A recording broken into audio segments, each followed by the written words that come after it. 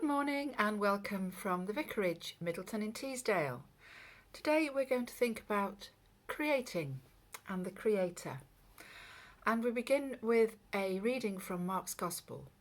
In him all things were created.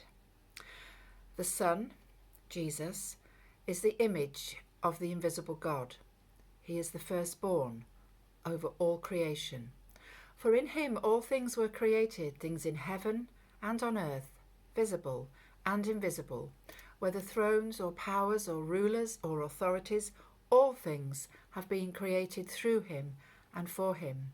He is before all things, and in him all things hold together, and he is the head of the body, the church.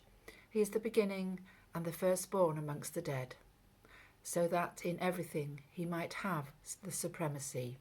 For God was pleased to have all his fullness dwell in him, and through him to reconcile to himself all things, whether things on earth or things in heaven, by making peace through his blood shed on the cross.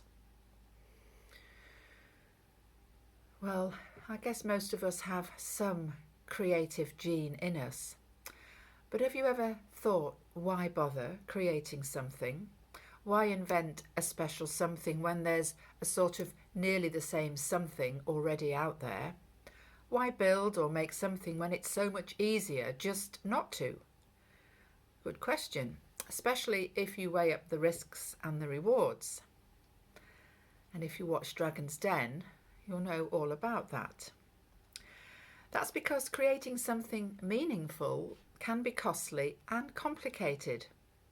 But if you ask any artist or inventor or author, then they'll tell you that it is worth it.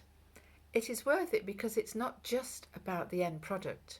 It's about the joy of the process. It's the satisfaction gained throughout the endeavour.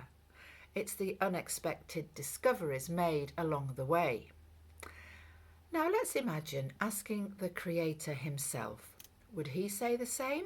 Would he say, yes, it's worth it? Well, he knows because he paid the cost, and he knows the rewards. He knows our rewards. And when you read his word, you discover that he created you, formed you, redeemed you, and called you by name. He would tell you he has a plan for you, for your life, and that you're not a sort of nearly the same somebody as somebody already out there. No, you are you, and you have a specific purpose. And within the whole of creation, there does not exist a single reproduction or replica. You are unique, and there are good works for you to do that only you can do. And because we are made in God's image, we are created to create, which means to serve generously, to love endlessly, to inspire and enable others to catch the most life-changing glimpse of God's kingdom. Simple. Our job is to walk in his ways and discover all the things he has planned for us to do, for our good and for his joy. Now, in a nutshell, as followers of Jesus, we have the simplest job description ever. We are simply called to further his kingdom. And we will not fail because God himself, God herself, has already created the unique ways through which we can fulfill our commission.